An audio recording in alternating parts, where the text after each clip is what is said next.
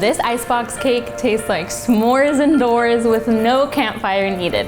All right, maybe just like a little bit of fire? It's got all the melty, gooey, chocolatey vibes, but make it chill. Literally, be more chill. Be s'more chill? And what is the s'mores without chocolate? So we're gonna jump into our chocolate base and we're gonna make a chocolate ganache. And I'm gonna grab liquid measuring cup and a heat-proof bowl. 1 cup of heavy whipping cream, and we're gonna microwave it until it's nice and hot. All right, and now to this we're gonna add our chocolate chips. Chocolate can be really temperamental, so it's really important not to overheat it when you're trying to melt it. And by adding the chocolate to the whipped cream, you're creating a perfect environment for it to melt instead of seizing and it turning into a rock, because it happens. We're gonna add a cup and 1/4 of semi-sweet chocolate chips, and we're just gonna add a pinch of kosher salt. Now that our chocolate chips are nice and submerged, we're gonna set this aside for a minute to relax and give it the opportunity to melt. All right, so this has been resting. It's been about a minute. Now we're gonna go in and mix. And it's gonna look a little funky before it comes together, a little separated, but as you stir, the chocolate's going to combine with the heavy cream and it's gonna create this beautifully luscious ganache. I can still see some flakes, some like little pieces of unmelted. It looks melted to the eye, but if you put in your spatula, you can still see some little bits of chocolate. And if that happens, I usually just grab a whisk. So now it looks like everything is combined. I'm gonna put this in the fridge while we work on our marshmallow layer. Okay, marshmallow fluff. We're gonna need 2.5 cups. I like to use some cooking spray to lightly spray the inside of my cup measure, as well as my spatula before I even go inside of the jar, inside of the jar. Okay. And what that does is help it release so much easier from the spatula, and then it just falls right out. So there we go. We're gonna add 3/4 teaspoon of vanilla extract and 1/4 teaspoon of salt. We're gonna let this go for like a minute or 2. I'm gonna stop it and scrape down the sides. All right, so we need 2 more cups of heavy whipping cream. This is such a fun and easy way to sweeten whipped cream. It also helps stabilize it.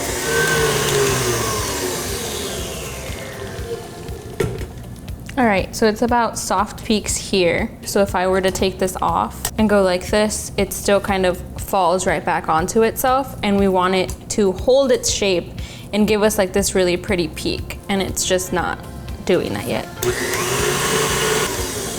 All right, let's see where we are now. There we go. It's holding its shape. We have this cute little peak and it's not falling into itself. That means that our whipped cream is stiff peaks and it's perfect. So our baking dish. And what we're gonna do is we're gonna line the bottom of this with graham crackers. I like to break them so that they fit and you have the least amount of empty space possible. Perfect. Now we're going to add some of our marshmallow fluff. We're gonna add 1/3 of it and we're gonna start to spread. You can use the back of a spoon, you could use a butter knife, whatever you have at home. And now we're gonna use half of our chocolate ganache and we're gonna add it to this. Spread this around. And if you're worried about your chocolate, make sure your chocolate ganache looking too runny, don't worry about it. Once it pops into the refrigerator, it's going to have the opportunity to set. Now, we're gonna add some more graham crackers. Now we're gonna add 1 more 1/3. Our final layer of ganache. Just gonna help it spread. Final layer of graham crackers. And our marshmallow fluff whipped cream. Oh my God, I love whipped cream so much. I'm staring at it and I wanna eat it. I wanna eat it. I wanna stick my finger in it. But did you get some of my mess, Christopher? Don't you do this to me.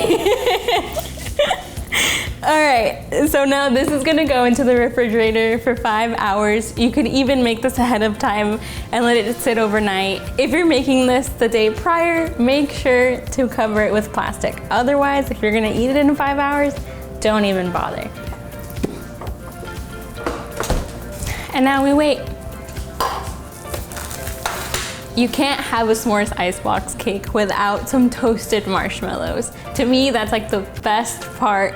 Nice toasty on the outside, and on the inside, they're super gooey. And that's exactly what we're gonna do here. So we're gonna have 1.3 cups actually.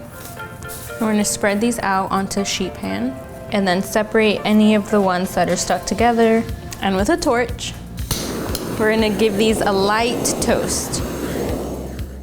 Now we're going to finely chop up about 1 ounce of chocolate. You can use semi-sweet chocolate or you can use milk chocolate. And that looks great. I'm gonna leave this as just in case. Just in case chocolate is never a bad idea. It's been 5 hours, friends. I cannot wait to eat this.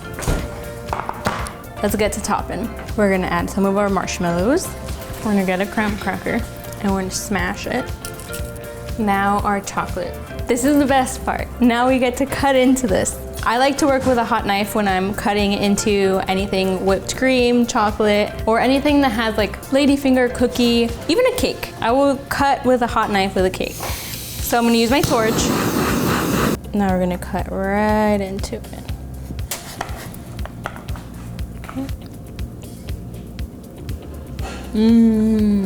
I love a classic s'mores, but this just takes the cake truly. It's so, so, so delicious. The marshmallow cream, the way that it flavored the whipped cream is unbelievable. It's not too sweet, it's seriously perfect. The chocolate ganache is so smooth and decadent, and the graham crackers absorb some of the moisture and they become this really soft and cakey layer. It's absolutely delicious. It is so good. I'm gonna take another bite. If you're a whipped cream lover, like I am, and you like marshmallows as much as Christopher does, then this one is for you.